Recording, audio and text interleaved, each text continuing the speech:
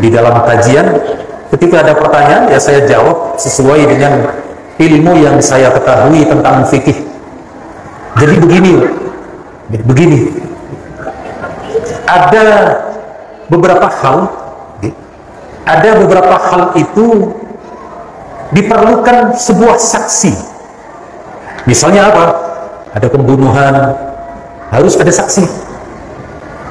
Kemudian hutang piutang, harus ada bayinah. Apa bayinahnya? Tulisan, Pak. Makanya di dalam Al-Quran itu, idza tadayantum bidainin ila ajalin musamma falyaktub. Kalau ada transaksi hutang piutang, tulis. Nanti kalau ada sengketa, tulisannya itu yang menjadi saksi. Jadi kalau di dalam masalah pembunuhan misalnya ada saksi, kalau di dalam masalah sengketa hutang piutang itu ada catatan tulisan. Nasab, Pak, syaratnya itu bukan saksi, bukan catatan tulisan. Bukan itu syaratnya. Apa syaratnya? Syaratnya itu adalah asyuhrah wal istifadah. Kalau kita cukup menggunakan syuhrah dan istifadah, atau ngapain para ulama-ulama nasab itu menyusun kitab-kitab nasab? Ada Muntaqilah At-Talibiyah, ada Maqatilut Talibiyin, ada Bahrul Ansab, ya kan? Kemudian ada kitab Al-Fahri, Al-Majdi, Al-Asili, kemudian Lubabul Ansab, para ulama-ulama, misalkan seperti Imam Ibnu Hazm Al-Zahiri punya kitab Jamharatul Ansab. Kemudian juga ulama-ulama yang lain, ngapain mereka itu menuliskan kitab-kitab nasab? Apa perlunya, apa untungnya, apa kebutuhannya kalau kita itu hanya mencukupkan diri dengan syuhrah dan istifadah. Oke lah, untuk nasab yang dekat itu bisa-bisa saja, misalkan Gus Dur. Gus Dur itu terkenal sebagai cucunya Hadratus Syekh Kiai Haji Hasyim Asy'ari. Ya meskipun tidak dicatat, semua masyarakat itu tahu. Semua masyarakat itu kenal. Semua masyarakat itu, kalau tidak semua ya mayoritas lah. Mayoritas masyarakat itu tahu, tidak perlu catatan. Kalau sekarang. Tapi bayangkan ketika setelah 500 tahun kemudian, apakah orang-orang itu tahu bahwasanya Gus Dur itu adalah cucunya Hadratus Syekh Kiai Haji Hasyim Asy'ari? Ya nggak bakalan tahu, Pak. Nggak bakalan tahu. Kenapa? Karena tidak ada catatan. Nah, sehingga itulah kepentingan akan adanya catatan. Apalagi leluhurnya Ba'alawi, Ali bin Abu Bakar As-Sakron, leluhurnya Ali bin Abu Bakar As-Sakron itu para imam, para ulama yang sangat terkenal. Para imam-imam, tidak hanya imam yang biasa, tidak hanya ulama yang biasa, mereka itu adalah al-a'immatul mujtahidin. Semuanya itu adalah para imam-imam yang sampai kepada derajat ijtihad. Nah, kurang luar biasa apa seperti itu. Namun sayangnya dari ketika kita menelusuri kesejarahannya saja, jangan dulu nasab lah. Kesejarahannya saja itu tidak ada, tidak ditemukan, tidak didapati. Lalu apakah cukup dengan syuhrah dan istifadah bahwasanya Ubaidillah imam nih, seorang imam mujtahid ini adalah seorang imam mujtahid yang memiliki banyak guru, memiliki banyak murid, menyebarkan keilmuan di mana-mana, sementara tidak bisa dibuktikan sama sekali. Itu namanya apa itu? Kalau bukan hoax, kalau bukan sejarah cangkokan, kalau bukan sejarah yang dibuat-buat, yang dibikin-bikin. Nah, misalkan ya, kita menelusuri kesejarahan dari Wali Songo aja misalkan ya. Wali Songo Sunan Ampel misalnya ya. Kalau kita hanya cukup menggunakan syuhrah dan istifadah untuk mengetahui leluhur dari Sunan Ampel, apakah cukup? Makanya di sini ada orang yang memiliki pendapat bahwa Sunan Ampel itu adalah seorang habib gitu kan. Kemudian yang lain itu tidak, beliau bukan keturunan dari Habib Ba'alawi, bukan gitu, tetapi beliau itu adalah keturunan dari Aceh gitu. Ini nih misalnya gitu ya. Tidak akan muncul seperti itu. Kalau apa? Kalau kita hanya cukup menggunakan syuhrah dan istifadah sebagai bukti atau dalil yang kuat dalam fikih untuk menunjukkan leluhur-leluhurnya. Berarti dari sini ada kekurangan dari syuhrah dan istifadah itu. Apa kekurangannya? Ya untuk melacak dari nama-nama leluhur-leluhurnya para keturunan Ba'alawi ini, khususnya adalah tentang Ubaidillah, kemudian anaknya Alwi, kemudian anaknya Muhammad, kemudian anaknya yang bernama Alwi, kemudian anaknya yang bernama Ali, dan seterusnya. Itu akan kesulitan. Kenapa? Karena tidak ada catatan. Terus syuhrahnya dari mana? Syuhrahnya dari mana? Toh untuk membuktikan keberadaan dari Ubaidillah serta anak-anaknya itu sampai ke generasinya Al-Faqih, Al-Muqaddam, itu saja sulit. Syuhrahnya dari mana? Bukti tertulis saja tidak ada. Untuk membuktikan kesaksian saja tidak ada. Beda dengan masalah syuhrah yang menunjukkan akan generasi yang dekat. Nah, itu mudah. Misalkan tadi itu yang saya contohkan, Gus Dur itu adalah cucunya Hadratus Syekh Kiai Haji Hasyim Asy'ari, ya. Kiai Haji, yang nama ayahnya itu adalah Kiai Haji Wahid Hashim. Kemudian beliau merupakan putra dari Hadratus Syekh Kiai Haji Hasyim Asy'ari. Kan mudah. Kenapa? Karena generasinya dekat. Dan sampai saat ini kita bisa mendengarnya, mengetahuinya, meskipun tanpa ada catatan. Kan gitu. Tapi ini persoalannya adalah persoalan nasab yang jauh. Persoalannya ini adalah persoalan nasab yang jauh. 1000 tahun yang lalu. Lalu bagaimana untuk bisa memverifikasi kebenaran dari nasab itu kalau bukan dari catatan?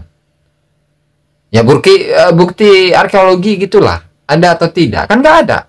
Sampai sekarang itu. Makamnya saja, makamnya Ahmad bin Isa yang ada di mana? Di Hadramut. Itu baru muncul kapan? Abad ke-9. Bahkan abad ke-9 saja itu belum muncul. Dan itu pun melalui kasyaf. Melalui ronsen kuburan. Ya kan, di sana dalam kitab Fathur Rahim Rahman, karya dari Habib Umar bin Abdurrahman Sahibul Hamra, walam yu'rafil ana maudhi'u qabrihi, di mana sekarang dan Habib Umar Sahibul Hamra itu meninggal pada tahun 889. Sekarang ini walam yu'rafil ana maudhi'u qabrihi, lokasi kuburannya saja tidak diketahui loh. Tidak diketahui. Nah terus selama sekian ratus tahun kemana itu makamnya? Makamnya kemana? Kemudian juga proses untuk mengetahui nisan tersebut itu, mengetahui kuburannya itu juga adalah melalui ronsen gitu loh. Lalu apakah hal yang seperti ini dipercaya begitu saja, sementara nasabnya Ba'alawi, nasabnya para habaib itu adalah nasab yang paling sahih sedunia gitu kan? Gimana? Aduh Pak Kiai, lanjut.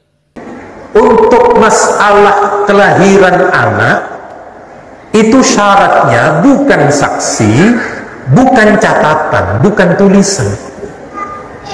Nah, sekarang yang ramai perdebatan, itu habaib diminta tulisan, catatan sezaman. Dulu belum ada Dukcapil, Pak. Apa Dukcapil itu? Dinas Kependudukan dan Catatan. Kalau dulu ada, beres sekarang. Dulu nggak ada itu. Karena memang sudah dicukupkan syarat anak itu putranya bapak ini cukup dengan populer, orang tahu semua. Cukup dengan populer katanya.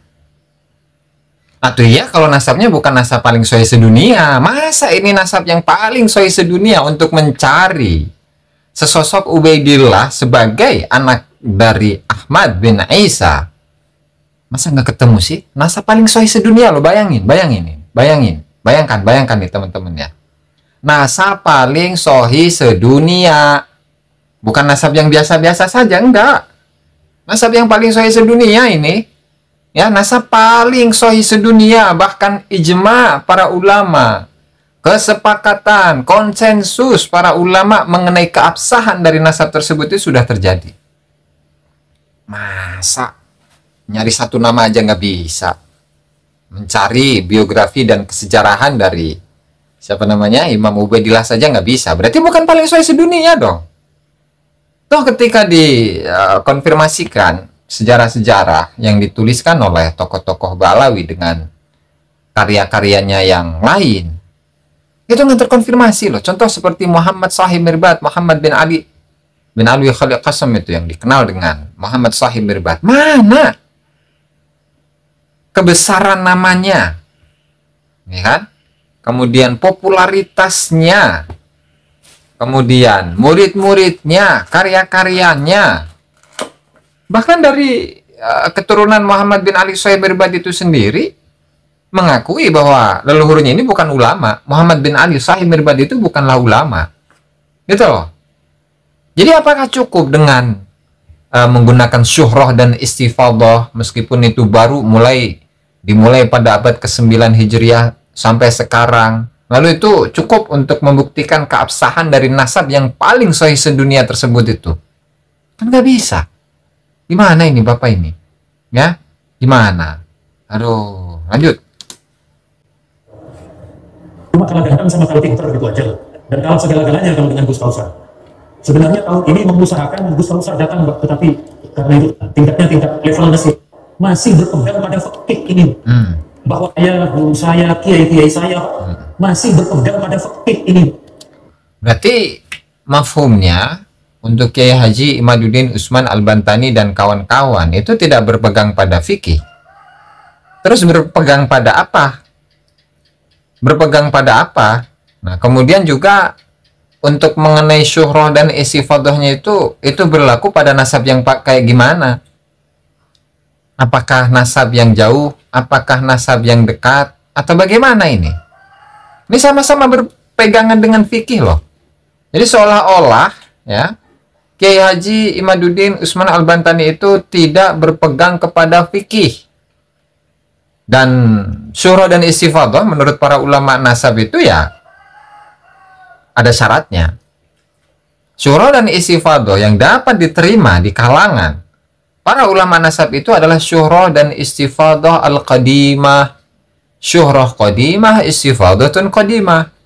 Bukan hadithah, bukan yang baru.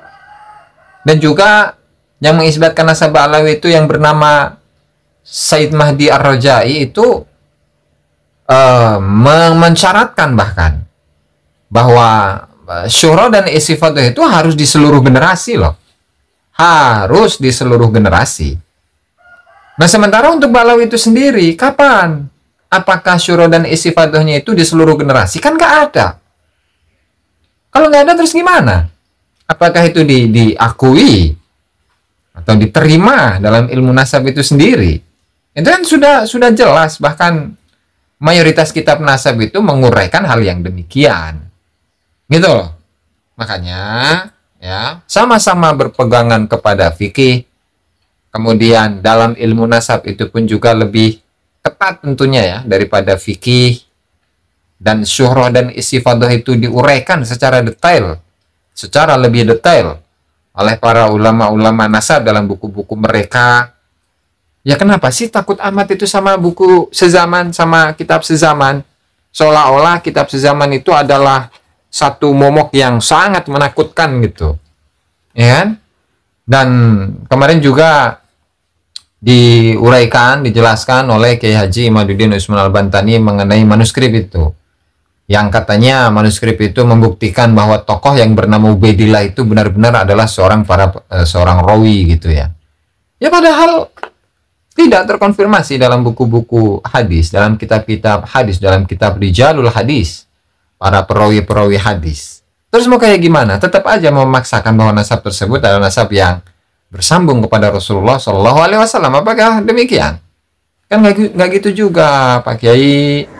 Nah, jadi guru saya, kiai saya, Pak, masih berpegang pada fikih ini, Pak.